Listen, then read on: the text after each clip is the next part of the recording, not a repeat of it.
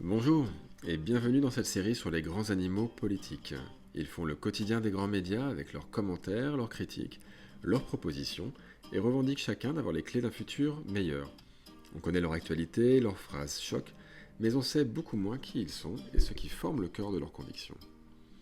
Nous parlerons aujourd'hui du président de la République, Emmanuel Macron, plus jeune président de l'histoire de France, qui, après 5 années jupitériennes à l'Élysée, fascine certains mais en agace d'autres. Emmanuel Jean-Michel Frédéric Macron est le fils d'un neurologue et d'une médecin. Il grandit en Picardie, à Amiens, c'est-à-dire à peu près ici, sous l'influence de sa grand-mère, Manette, une femme née dans une famille modeste des Pyrénées qui, à force d'efforts, est devenue enseignante.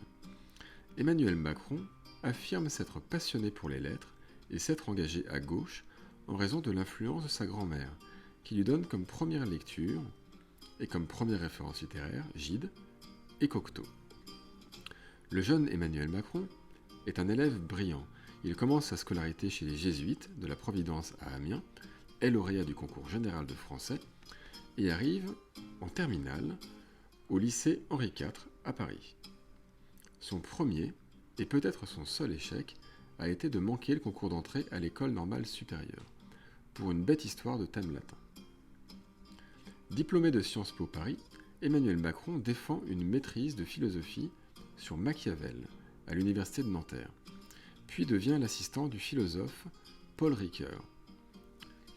Paul Ricoeur déclarait lui-même être devenu philosophe pour ne pas devenir schizophrène, écartelé entre un double parcours de pétainistes repentis et de protestants progressistes.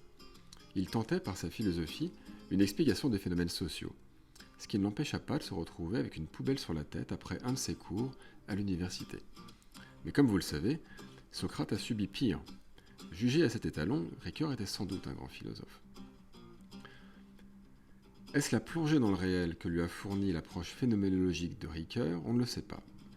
Toujours est-il qu'Emmanuel Macron enchaîne avec l'ENA, se fait repérer et entre à la banque Rothschild, dans laquelle son parcours est fulgurant, même si les sommes qu'il y a gagnées se sont visiblement évanouies. Il devient ensuite disciple de ce charmant et lumineux jeune homme que vous voyez, qu'on imaginerait bien dans un château en Hongrie entouré de chauves-souris. Mais il s'agit en fait de Schumpeter, économiste du début du XXe siècle, père du concept très darwiniste de destruction créatrice. La suite de l'histoire est connue. Il devient secrétaire général adjoint de l'Élysée, ministre de l'économie, puis président de la République. Ces grandes dates, si vous devez en retenir quelques-unes, sont celles-ci. 1994, lauréat du concours général. C'est une date importante, même si elle n'est pas politique. Elle rappelle que Emmanuel Macron, avant de devenir celui qu'on connaît, était un littéraire, était un grand littéraire. En 2004, il est diplômé de l'ENA, de la promotion Léopold Sédar Senghor, et intègre direct illico l'inspection des finances. Autre événement marquant, en 2007, il est rapporteur adjoint de la commission sur l'économie française, présidée par Jacques Attali. Cette commission précède le grand plan d'investissement sur l'innovation lancé par Nicolas Sarkozy. Et cet amour de l'innovation n'a pas quitté notre président, qui ne jure que par la disruption, la nouvelle économie, la rupture et les startups. En mai 2012, il est nommé secrétaire général adjoint à l'Élysée par François Hollande. Il démissionne en 2014 et est très vite rappelé pour devenir ministre de l'économie. Et puis, dernière étape que vous connaissez tous et toutes bien, 7 mai 2017, j'allais dire 1917, mon Dieu, il est élu chef de l'État, à 39 ans seulement. Alors sa vision pour la France, vous le savez, elle est très mondialiste, très tournée vers cette nouvelle économie qu'on mentionnait. Il veut faire de la France une sorte de nation de start-up, et pourtant cette vision s'est un peu assagie. Elle s'est recentrée avec les leçons du Covid et de la guerre en Ukraine.